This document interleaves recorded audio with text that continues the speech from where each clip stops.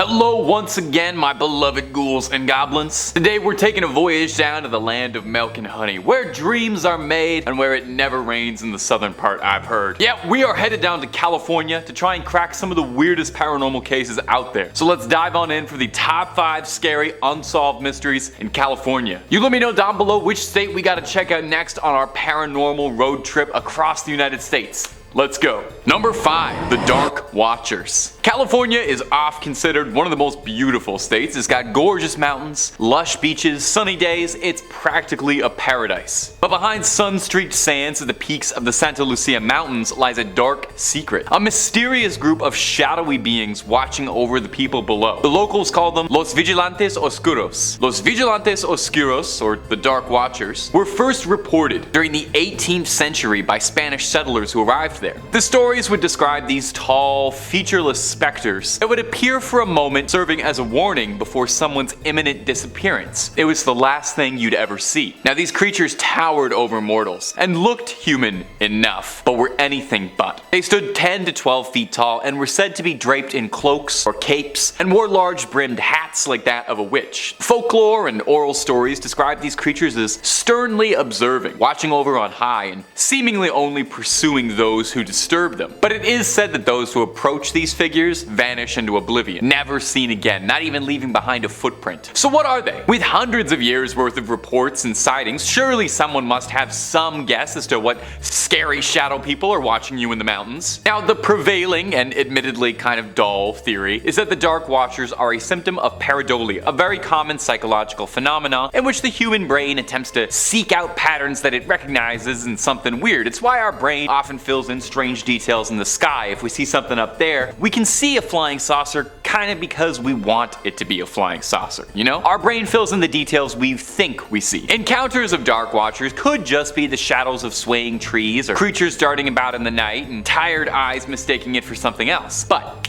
this video is about unsolved paranormal mysteries, and it's more likely this might be a paranormal phenomenon for which there is no comfortable scientific or reasonable explanation. These creatures through the veil exist in a way I just can't understand. So perhaps it's best for now that we follow their example, and you know what? We just watch. We just observe, we take nothing but photos, we leave footprints, I think that's how it goes, and we keep watching Top 5 Scary. The shadow people told me to say that. It's actually crazy, the shadow people also told me that their one wish is they want for you guys out there to like and comment and subscribe and hit that little bell to make sure you get all the videos that we put out. It's weird that they were so specific with their orders, but that's I'm just relaying what they told us. So keep on watching Top 5 Scary, but do all that subscribing business at the end of this video, because otherwise you're gonna miss the rest of the California mysteries I got for you. Number 4, the Ghost of Hollywood. The Hollywood sign is probably one of the most iconic landmarks on the West Coast. Instantly you see that and you know you're in La La Land. But did you know it might be haunted by the spirit of a Hollywood starlet who took her life years ago? Beneath the monument to Tinseltown's glitz and glamour lies a dark secret that perhaps would be better left buried. Peg Entwistle was a young actress and a Hollywood hopeful who had a dream, like many before her, to come to Hollywood and become a household name, making it big on the silver screen. She had a small career on Broadway and then traveled to California to make it in the pictures and landed a role in a picture, 13 Women. Now, by the time the film had premiered to test audiences, her role was cut almost entirely, down to 12 women, causing her to fall into a depression. The film released and was neither a commercial or critical hit. Despondent, Entwistle thought there was no hope for her. On September 16th, 1932, she left her home to climb the Hollywood sign and cast herself off of the H to the hiking trail below. Now, since then, hikers and visitors to Hollywood's famous landmark have reported strange occurrences around the tourist spot. Hikers claim they can smell strange perfume in the air, thought to be Peggy's favorite. Joggers sometimes claim they see an ethereal woman in 1930s with a sad expression walking down the trail. That could also just be Lana Del Rey though. One park ranger, John Arbogast, claims he sees her almost nightly whenever it's too foggy. Sees her sitting, brooding, forever trapped in the place she could never make her dreams happen. This does give me an idea though, maybe a little way to solve everybody's problems. Maybe somebody makes a movie about the ghost and the Hollywood sign, and then instead of blowing your budget on special effects, you ask her to play the ghost. She gets to star in a big movie. You get to make a movie about ghosts. She might pass on. Everybody wins. Win, win, win, win, win. Just make sure if you make that movie, I produce that, okay? So keep me in the credits. Number 3,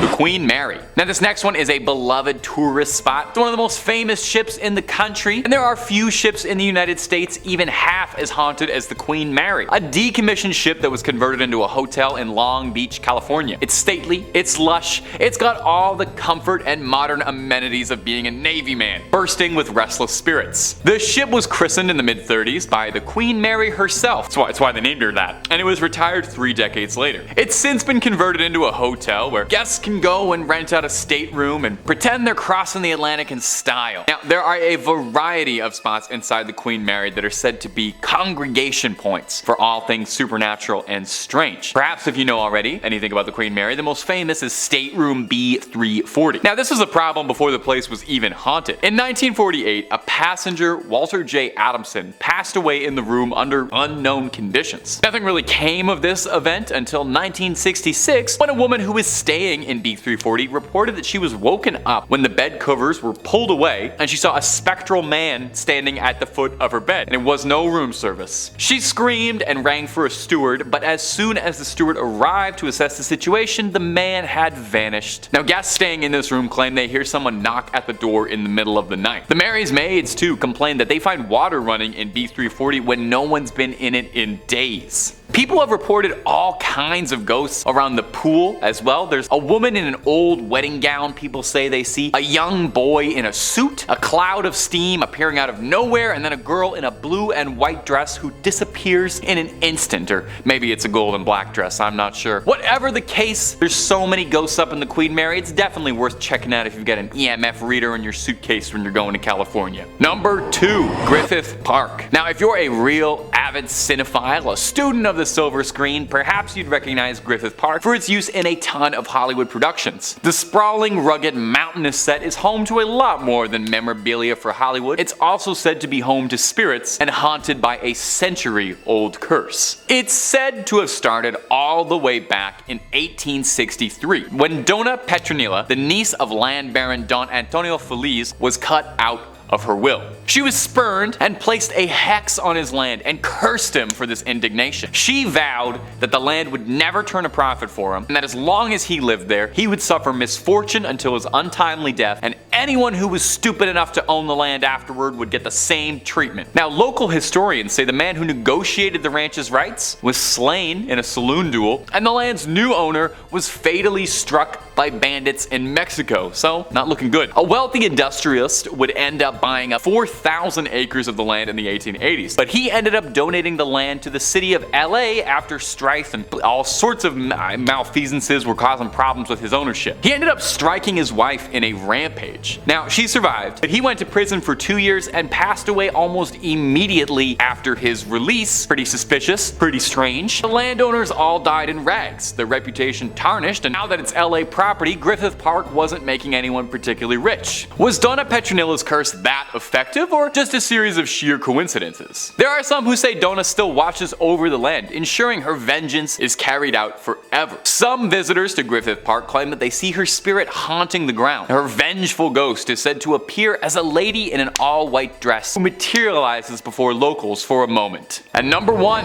Mount Shasta. Standing nearly 15,000 feet in the air, Mount Shasta is a beautiful peak. And, if you believe the legends, it could be home to some of the strangest thing in the entire country. Really, just about every conspiracy theory out there has been leveled to this mountain at one point. We got UFO sightings, strange disappearances, paranormal hauntings, a lost city, lizard people. If there is a conspiracy about something strange happening in California, the odds are good it'll eventually reach Mount Shasta. It's even true of GTA 5. You look up Mount Iliad, there's so many weird mysteries going on there. Virtual, real, it's everywhere. The history of mystery at the history of mystery. That rolls off the tongue beauty. The history of mystery. I'm gonna say that like 12 times. Sorry, editor. The history of mystery at Shasta goes back pretty far to the indigenous roots of the area. For the indigenous groups there, the mountain is a sacred place, sharing the territories of the Shasta, Wintu, Achimawai, Atsagewi, and Modoc, who all date their lineage back to when the mountain still erupted. Oh, it was a volcano. I kind of slid that under the door, but this thing used to like shoot lava. To the Modoc people, the mountain is home to the Gamakmak, the creator in their stories, and where the original bones of the Modoc people were first placed. Some observers still bring offerings to the mountain and to the old gods who are thought to reside over there. Tales of mythical creatures like Sasquatch are fairly common around the area and have been for years too, but like I said, that is just the tip of all the weirdness that's that's going on out here. One of the more interesting mysteries, and definitely the one I find most interesting, come out of Shasta is that of a lost city. There are some who speak of Lemuria, a theorized continent believed to have sunk over the Indian or Pacific Ocean. Theorists claim that some people survived this catastrophe and now the Lemurians live below Mount Shasta, presumably waiting until they can come and take over the earth, or maybe they're just chilling with advanced technology, who's to say. This is where the lizard people come in, because there are people who believe that the Lemurians are actually the fabled lizard people. They live under Mount Shasta, and this is where they come to have meetings about what rap stars they're going to endorse to control the Illuminati. Of course, there's also the claims of UFO sightings. One particular flying saucer seen in February 2020 made rounds when a cloud in the sky looked exactly like a flying saucer, copying Jordan Peele's Nope. Officials denied it as just a lenticular cloud, but hey, take a look and decide for yourself, because it's definitely odd. So Mount Shasta, nothing but a good trail to hike up, or is it a home to a series of mysteries, bubbling and bursting, just waiting to erupt? Well, my ghouls and goblins, that's all she wrote for this one. Thanks so much for listening to me talk. Thanks for someone from Canada talking about California. I hope you all appreciated that. Keep on creeping on, and I'll see you in the next one.